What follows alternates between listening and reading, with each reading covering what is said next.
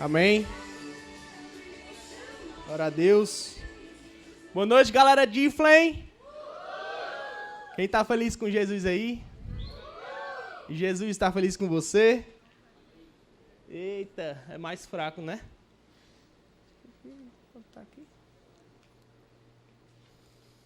Amém. Se Jesus está feliz com você, foi mais fraco.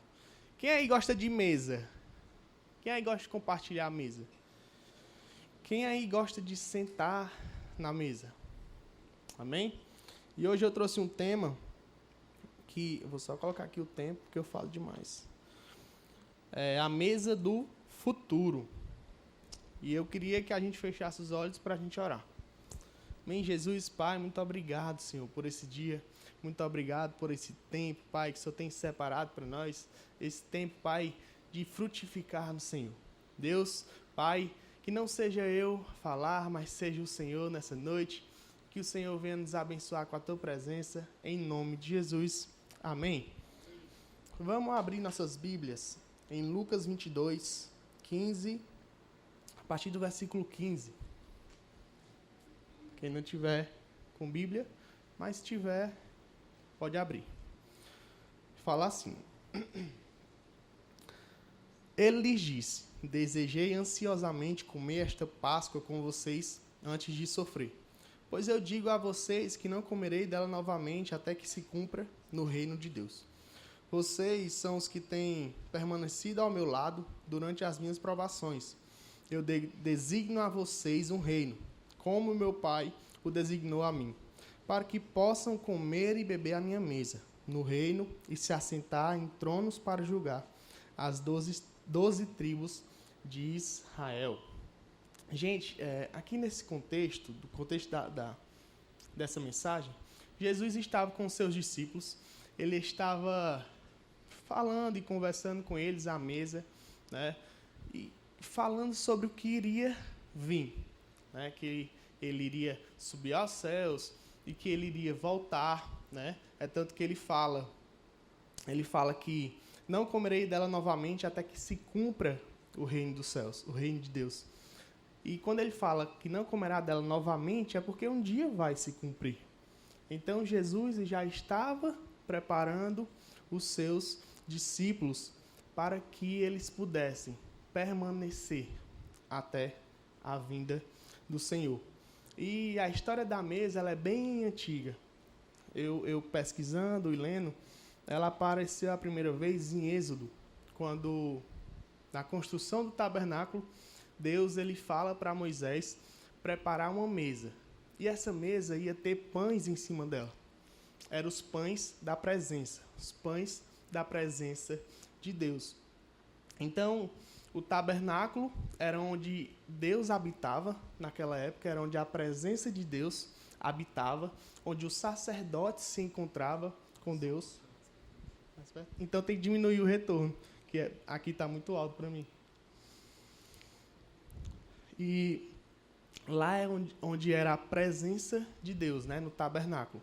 E aí era separado, tinha a mesa com os pães da presença, em que os sacerdotes eles comiam aqueles pães semanalmente, era no sábado, os sacerdotes entravam lá e comiam os pães na presença do Senhor. E a mesa ela tem muitos significados. Significados bem profundos. E o que a gente mais utiliza é comer, né? A gente come na mesa em todos os dias, pelo menos 2 vezes a gente está na mesa. E a mesa, na família, ele é algo muito importante. Mas a gente, nos últimos tempos, tem ficado muito distraído. Porque a gente senta à mesa, mas a gente não dá a devida atenção à mesa. A gente senta à mesa, mas a primeira coisa que a gente faz é pegar o celular. Pegar o celular, ficar mexendo, sem dar a devida importância do significado e da profundidade que tem a mesa. Por exemplo, geralmente quando a gente está com nossos pais, ou com alguns, até gente nova, amigos novos, que a gente senta à mesa, a gente pergunta uma conversa aqui rapidinho, mas logo a gente vai para o celular. E a intimidade, ela não se constrói assim. A intimidade, ela se constrói com conversas, olho no olho. E a mesa, ela tem esse poder. E eu sei que aqui tem pais, aqui tem filhos. E eu queria perguntar a vocês, quantos de vocês sentam à mesa com a sua família diariamente? Pelo menos uma refeição. A gente vê que nem todos, né? A gente vê que nem todos. E enquanto eu meditava nessa palavra, nessa mensagem, eu estava me lembrando das coisas que eu tinha vivido lá atrás com a minha família. E as coisas que eu estava lembrando eram justamente momentos de mesa. Eu não estava lembrando das vezes que meus pais me deram presentes. Eu estava lembrando das vezes que eles estavam presentes. Por exemplo, todo sábado a gente saía para jantar. Saía eu, meu pai, minha mãe e minha irmã. A gente sempre tinha um lugar para a gente ir, e eu ia lá e comia o meu bom filé à parmegiana. Isso é uma imagem muito rica, né? Mas não só no sábado. Aos domingos, meu pai saía bem cedo para ir no sertão, e aí quando a gente acordava, ele não tinha chegado ainda, e a gente ficava ansioso esperando ele chegar, porque ele passava no supermercado, comprava salgadinhos e a gente ia sentar para comer junto. E não só isso, durante a semana, eu me lembro muito bem, principalmente quando era dia de peixe, porque peixe só presta bem quentinho, né?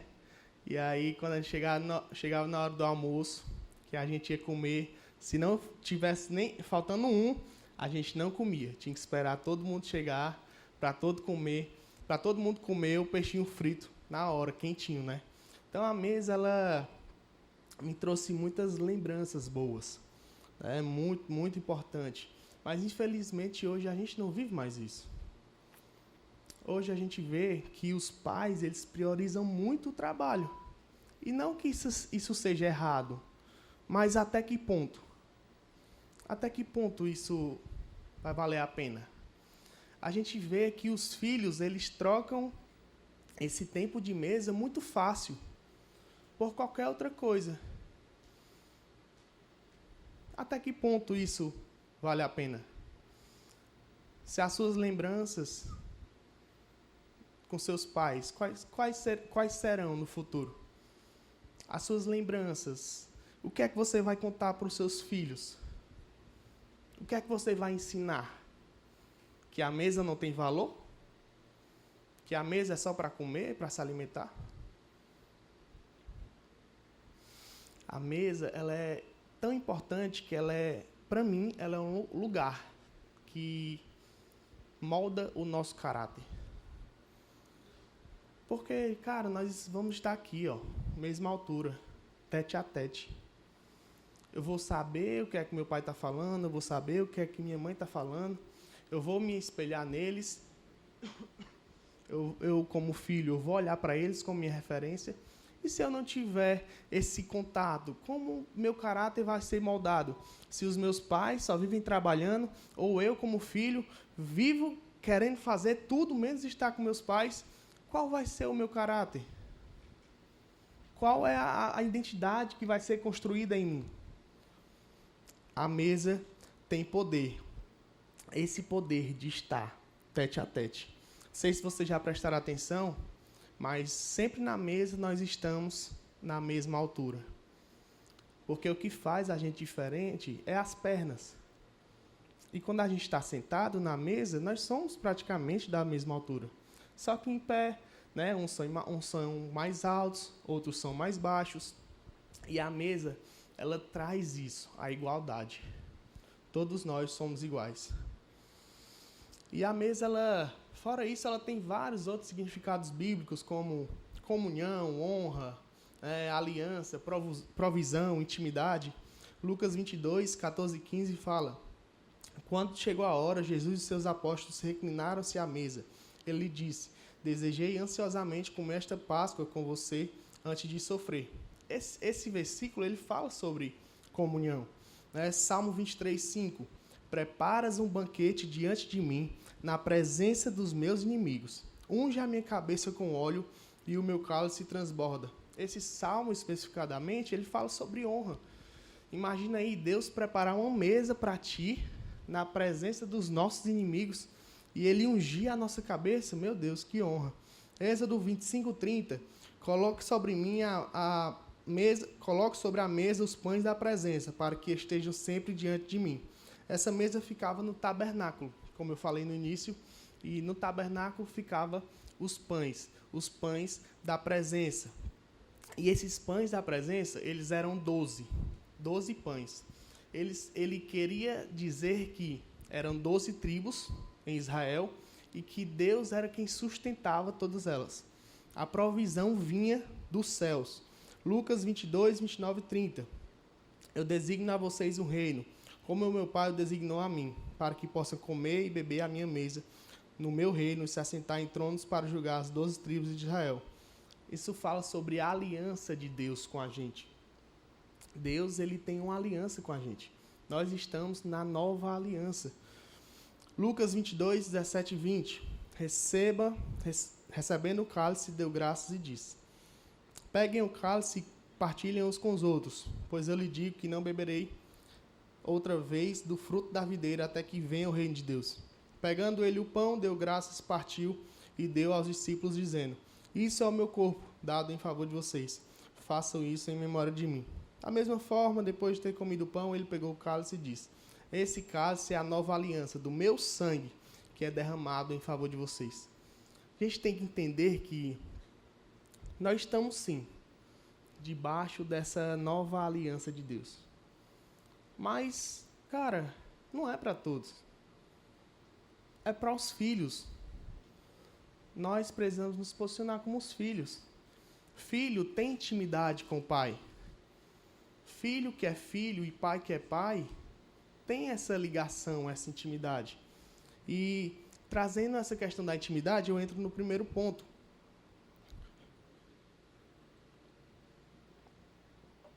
Que fala o que nós fazemos na mesa.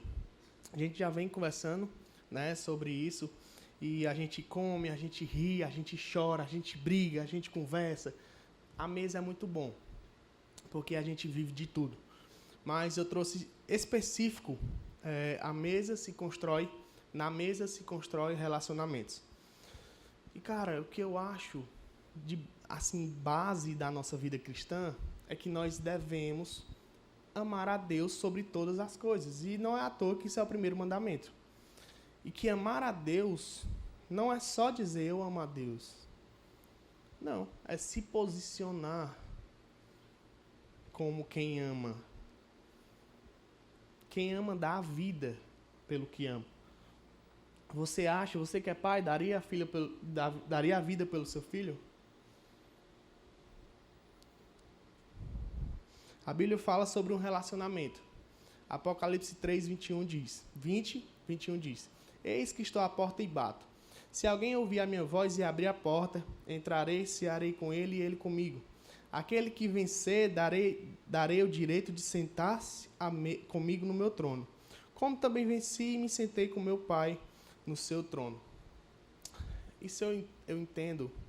Falando de intimidade, eu vejo aqui que Deus, ele não quer só que a gente fale de boca para fora, mas que esse entrar, abrir a porta e entrar, é muito mais profundo do que a gente lê e imagina.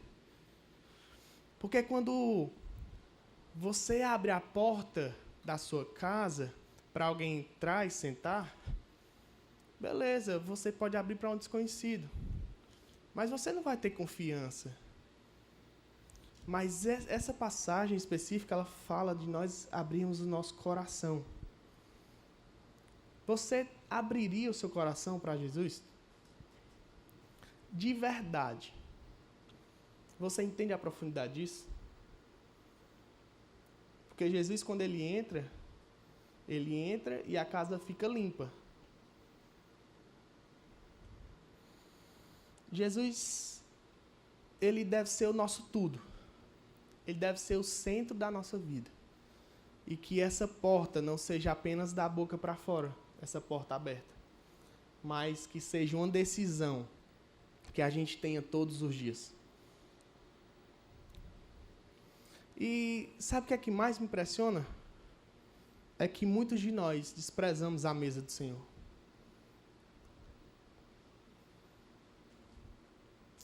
Alguém aí já desprezou a mesa do Senhor? Vamos ler aqui, Lucas 14, 15 ao 20, diz assim: Ao ouvir isso, um dos que estavam à mesa com Jesus lhe disse: Bem-aventurado aquele que comer no banquete do reino de Deus. Jesus respondeu: Certo homem estava preparando um grande banquete e convidou muitas pessoas. Na hora de começar, enviou seu servo para dizer às que tinham sido convidados: Venham, pois já está tudo pronto. Eles, porém, começaram, um por um, a apresentar desculpas. Prestem atenção nas desculpas. Prestem atenção. O primeiro disse: Acabei de comprar uma propriedade e preciso vê-la. Por favor, desculpe-me. O outro disse: Acabei de comprar 5 juntas de boi e vou experimentá-las. Por favor, me desculpe. O outro ainda disse: Acabo de me casar, por isso não posso ir. E no final da parábola diz assim: Eu digo a vocês que nenhum daqueles que foram convidados provará do meu banquete. E a gente vê aqui que as desculpas são desculpas muito boas. Teve até um que disse: Eu me casei, estou aqui na minha lua de mel e não vou poder ir. É uma desculpa boa ou não é? Sim ou não? É muito sutil, gente. Essa troca que a gente faz da mesa do Senhor não é por algo de outro mundo. Não, é nas mínimas coisas, em que a gente não percebe, mas que no fundo a gente sabe. Nós podemos ver, né, que essas desculpas como, comprei uma junta de boi, vou lá ver, para quem, na época, com certeza, isso era de muito valor. É como se eu pegasse e dissesse: cara, comprei um negócio gigantesco, preciso ir ver. Era uma desculpa boa, não era? Só que a gente tem trocado a mesa do Senhor por coisas tão fúteis. Às vezes como um tempo no celular. Quantas vezes eu sentei na mesa para tirar o meu tempo com Deus, para ter o meu tempo com Deus, e aí pegar o meu celular e ficar assim, ó. Quando eu fui ver, tinha passado meia hora, 40 minutos, e eu não percebia. É muito fácil a gente falar de Judas. A gente dizer: Judas traiu Jesus. É um traidor. Judas vendeu Jesus por 30 moedinhas de prata. E trazendo para a nossa realidade, o que são as 30 moedinhas de prata? Netflix? Jogo na TV? Um Corinthians contra Flamengo? Quem é torcedor aí? Clássicozão. Disney Plus. Nós precisamos ficar atentos. Porque é muito sutil, gente.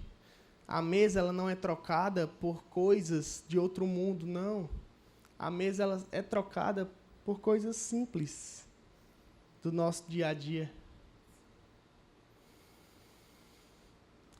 E aí eu queria te perguntar: qual foi a vez que você trocou todas essas coisas para ter tempo só com Jesus? Qual foi a vez que você pegou e disse assim: cara, hoje eu vou parar, desmarcar tudo que eu tenho e vou deixar o meu dia exclusivo só para Jesus? Alguma vez você perdeu algum compromisso por Jesus? Agora você perde Jesus por um compromisso. Até inventa. Mas qual foi a vez que você trocou o compromisso por Jesus? Nós temos que prestar atenção nessas coisinhas, porque são nos mínimos detalhes. E eu vim para o segundo ponto, que é a mesa transforma.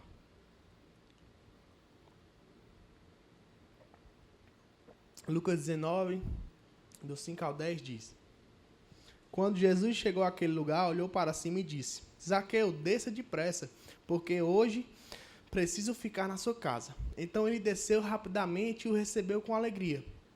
Todo o povo viu isso e começou a se queixar. Ele se hospedou na casa de um pecador.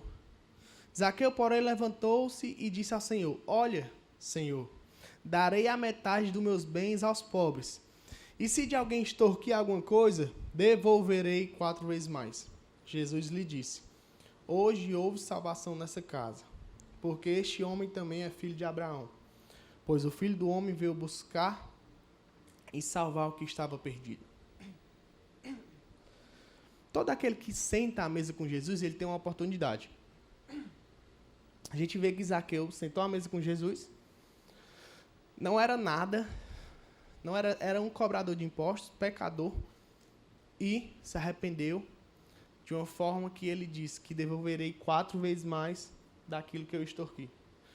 E a gente vê, por outro lado, que chega um jovem rico, que diz: Senhor, eu sei de tudo. Senhor, os mandamentos, né? Eu não falta um culto. Tadeu, todo terça eu estou lá. Célula, só até auxiliar. E aí quando Jesus foi e disse: Pois tá bom, larga tudo o que tu vem, larga tudo o que tu tem, dá aos pobres. O que foi que ele disse? Não, assim não dá para mim não. Zaqueu, sendo um improvável, Jesus sentou com ele e ele decidiu mudar. Quando a gente senta com Jesus, a gente tem 2 decisões. Ou a gente permanece do jeito que está, ou a gente muda. E é isso que eu venho falando, a gente sentar à mesa com Jesus e deixar ele entrar, deixar ele transformar a minha e a sua vida. Deus, desde o início da sua criação, ele, lá no Éden, ele tinha todos os dias um tempo de relacionamento com Adão, né? Adão e Eva. Na viração da noite, na viração do dia para a noite, ele chegava e tinha relação, tinha um momento de relacionamento com Adão e Eva, né? De proximidade, de conversar, olho no olho. Não sei se tinha mesa, mas talvez tivesse, sentava, comia uma fruta. E assim foi com Zaqueu. Jesus entrou, né? E ele disse: Senhor, eu me arrependo.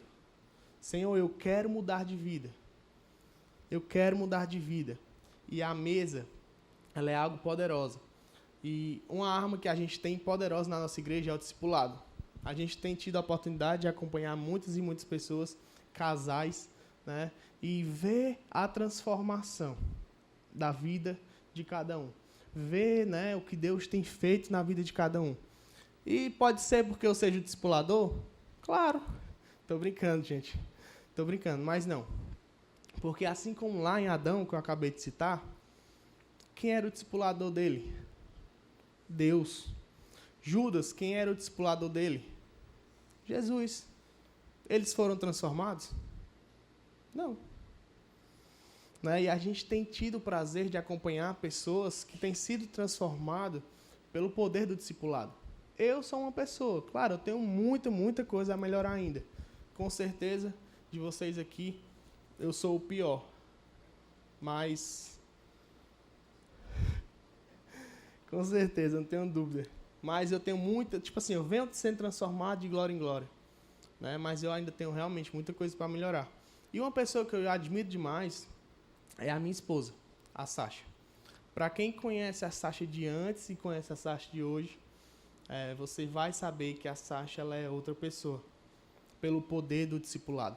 Claro que pela graça de Deus, né, ela que se permitiu ser transformada, também a gente honra e agradece aos nossos discipuladores, que pagaram o preço, que tiveram com a gente, que tiveram muito tempo de mesa. Meu Deus, eu não sei se eu teria a paciência que eles tiveram de insistir tanto na gente, sabe? E é algo que a gente tem que valorizar. Discipulado, mesa, use o discipulado. Use à mesa, né? É algo que eu sempre falo, cara, você está precisando de mim? Venha até mim. Me use, eu sou o seu discipulador, sou o seu líder de célula. Venha até mim, converse comigo, a gente senta. Mas se permita ser transformado. Não espere que eu pergunte como é que você está. Porque, cara, essa semana, passei uma semana muito, muito assim, corrida. Eu não falei com nenhuma pessoa dos que eu acompanho. Nenhum, confesso que eu não falei com nenhum. Na verdade, eles que estavam falando comigo.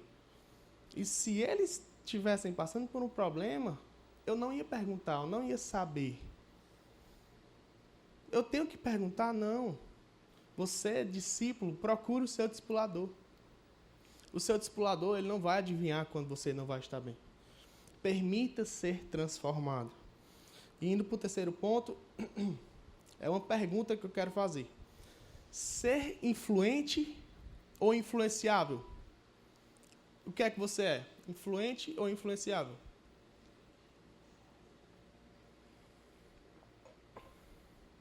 Lucas 5, 27 e 32.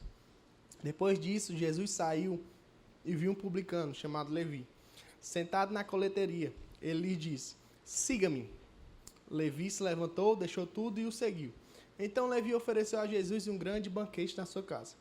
Uma grande multidão de publicanos e outras pessoas comia com eles.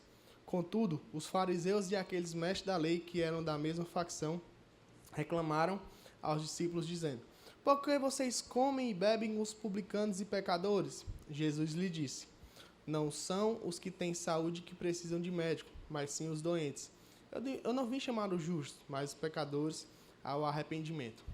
Aqui a gente vê que Jesus estava sentado à mesa com publicanos e pecadores. E Jesus alguma vez foi influenciado por eles? Não, Jesus influenciou. Jesus, ele tinha propósito em tudo que ele ia fazer. Jesus, ele é e sempre vai ser o maior influenciador. Jesus viveu há 2000 anos atrás. E até hoje, ele é o maior influenciador que a gente já viu. O maior influenciador que existe. Pessoas são transformadas por Jesus, pela palavra que ele deixou. Pessoas são transformadas, casamentos são transformados, vidas restauradas, vidas libertas de pecados e vícios. Porque Jesus, ele é o maior influenciador da nossa vida.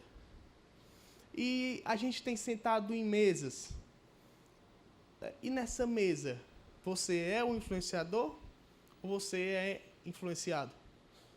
Você é Jesus nessa mesa? Você fala de Jesus nessa mesa? Quando, na sua faculdade, né? Para quem não sabe, o Difflin, ele tem um projeto que é chamado os Drops, que são como se fossem células nas faculdades e nos colégios. A gente tem um material e quem estudar a faculdade ou colégio, depois pode conversar com a gente, que a gente disponibiliza o material e conversa para dar início a isso. Mas no intervalo da sua faculdade, o que é que você faz? Né? Com certeza você vai comer, você senta com alguém, você conversa com alguém. Mas você já falou de Jesus alguma vez para essa galera? Na sua escola, onde você estuda, eu, pelo menos, eu não tinha revelação, me perdoem realmente, mas quando eu estudava, eu só fazia duas coisas. Comer e correr para jogar bola.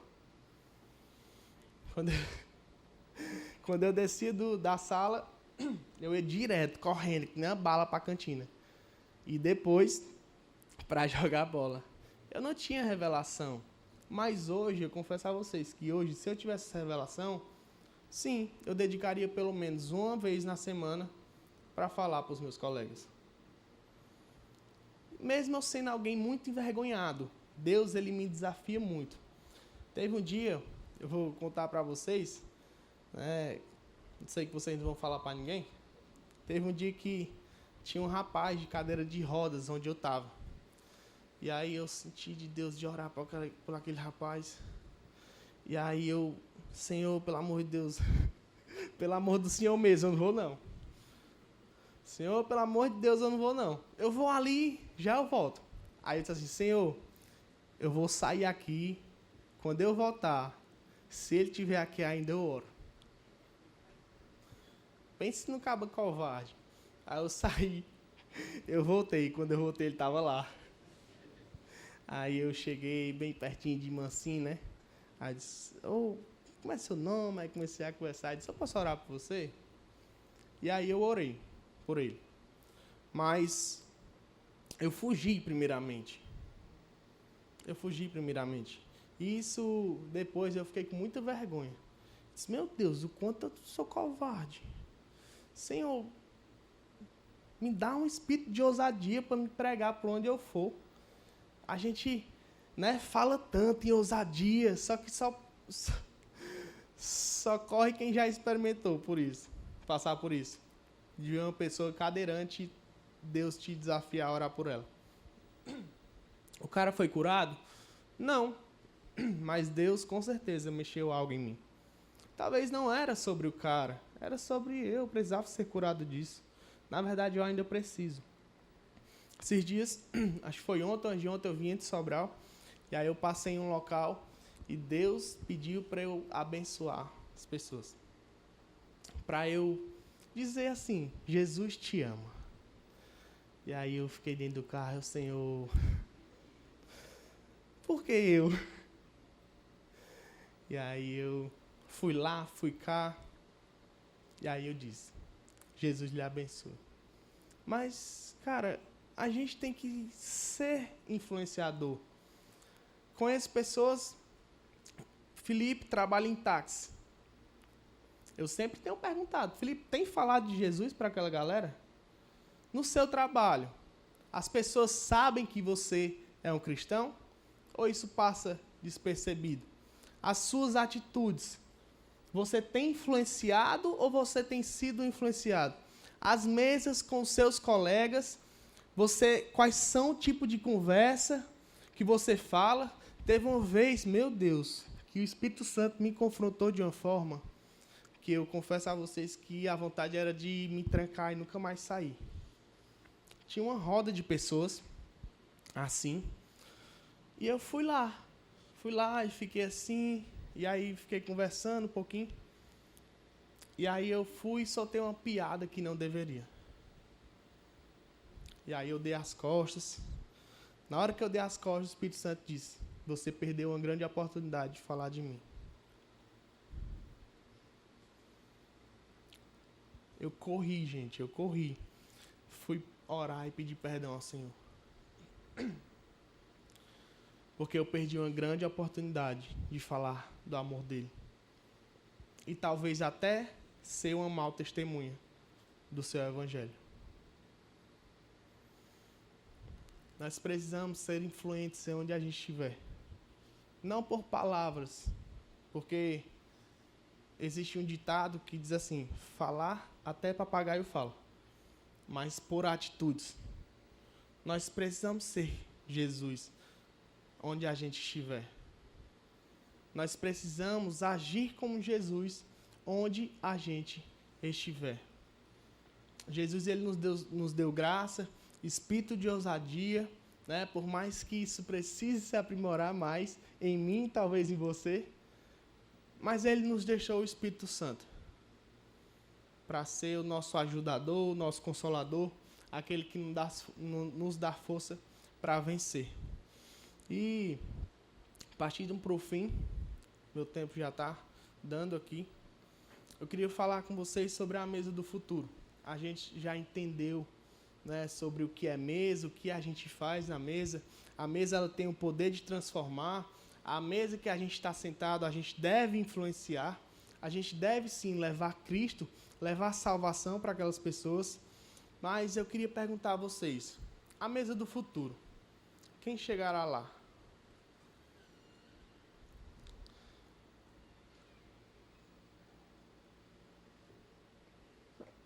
Quem chegará na mesa do futuro?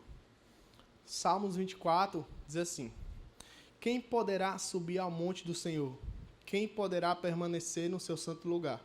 aquele que tem mãos limpas e coração puro, que não recorre aos ídolos nem jura por deuses falsos. Esse receberá as bênçãos do Senhor, e Deus, o seu Salvador, lhes fará justiça. Assim é a geração que o busca, que busca a tua face, ó Deus de Jacó. O texto nos traz aqueles que têm mãos limpas e coração puro. Mãos limpas eu entendo como um arrependimento profundo, onde a nossa vida é transformada pelo Senhor, onde a gente permite ser transformado e a nossa vida é transformada. Porque a gente nunca vai parar de pecar, mas a gente tem o poder de se arrepender. Coração puro eu vejo como a sinceridade do nosso coração de buscar a Deus. Não, por exemplo, eu vou pregar hoje aqui, essa semana eu vou ter que buscar Deus intensamente porque eu vou pregar. Não. A minha busca por Deus, ela deve ser intensa diariamente. Não apenas quando eu for falar, mas muito mais do que falar, eu tenho que agir. Nós temos que permitir ser transformados. E não por falas. Nós já estamos cansados de ouvir e ouvir. Nós, como cristãos, precisamos ter atitudes de cristão. Mas o que mais me chama a atenção nesse salmo é que ele tem duas perguntas. Quem poderá subir no Monte Santo do Senhor? E a outra pergunta é: quem poderá permanecer no seu santo lugar? Eu acho que a maior dificuldade da gente é a constância. E isso não é, eu acredito que não seja só para mim. Não seja só em mim. Mas, na verdade, para a maioria.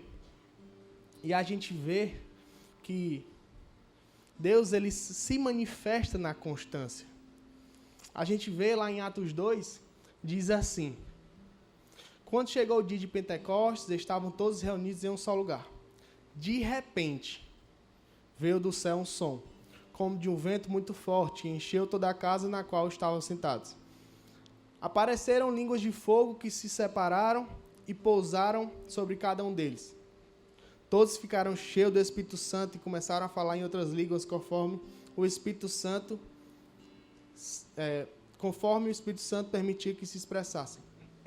Aqui a gente vê uma palavra de repente. Mas que tempo é esse de repente? Porque Jesus falou: fiquem em Jerusalém até que sejam cheios, capacitados pelo Espírito Santo. Permaneçam em Jerusalém. Permaneçam no santo lugar. Jesus disse isso. Jesus, antes morreu. Jesus foi crucificado, foi sepultado, ressuscitou ao terceiro dia. Jesus, depois que ressuscitou, passou mais 40 dias falando sobre o que deveria acontecer. Quando ele foi subir aos céus, ele disse: permaneçam até serem cheios. Permaneçam até que o Espírito Santo venha sobre vocês. Esse permaneça durou 10 dias.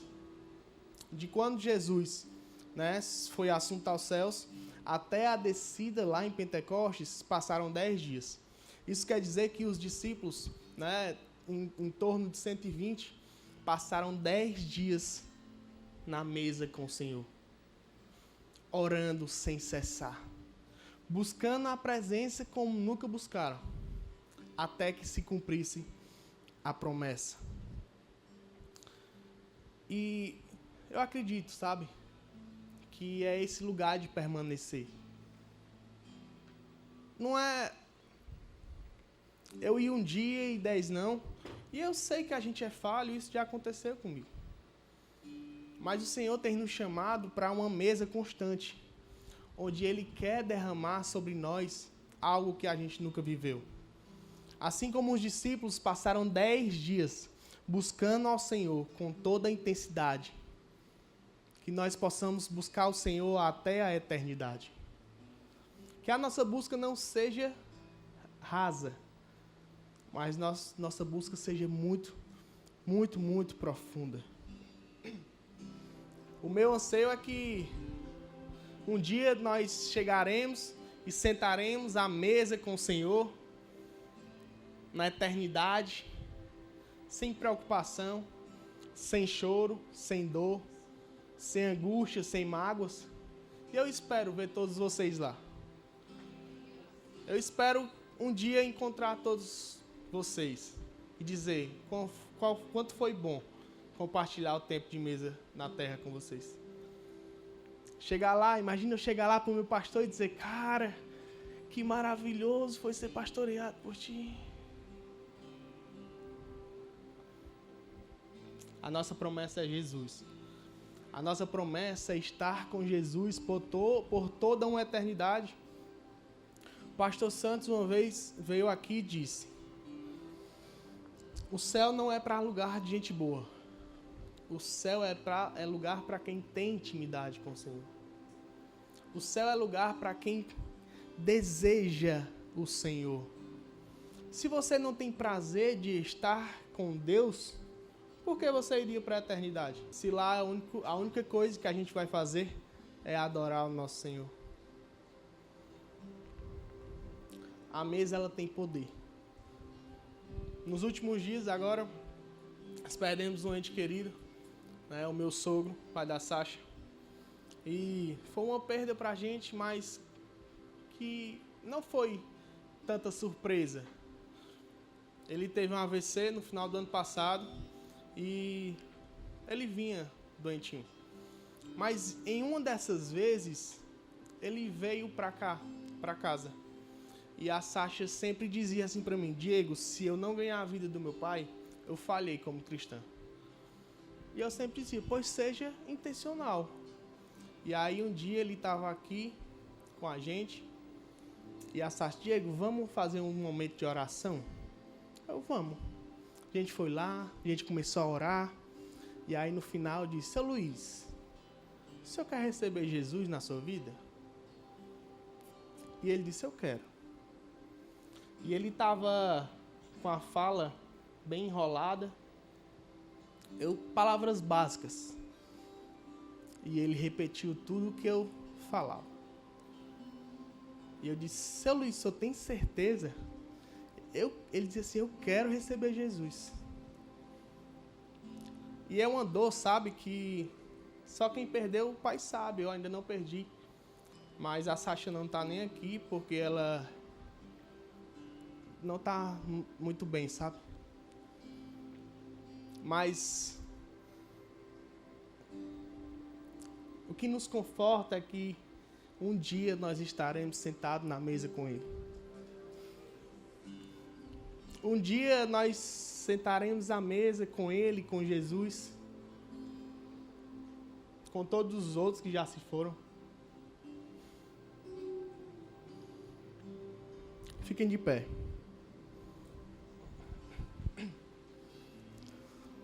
Hoje, enquanto eu lia a Bíblia, passava as folhas, a palavra que mais me chamava a atenção no Novo Testamento é reconciliação. Reconciliação, reconciliação, reconciliação. Todas as vezes que aparecia reconciliação, era dizendo que Jesus morreu para nos reconciliar com o Senhor. Na antiga aliança, só quem poderia sentar à mesa com o Senhor eram os sacerdotes. Na nova aliança, no momento em que Jesus disse está consumado, o véu do templo se rasgou e o acesso está livre para todos aqueles que desejam o Senhor.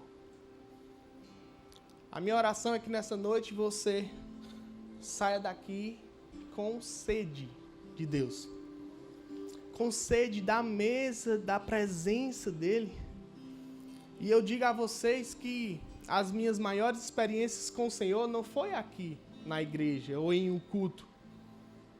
As minhas maiores experiências que eu tive com o Senhor foi no secreto, onde em momentos de total entrega, Jesus veio e tocou em mim. Que eu tive o prazer de ouvir a voz dele e ele me chamar de filho. Cultive o seu secreto. Guarde o seu secreto. Por mais que eu sei que a gente vai falhar, mas que você possa voltar todos os dias e buscar ao Senhor. A mesa está posta. São muitos lugares, mas nem todos vão.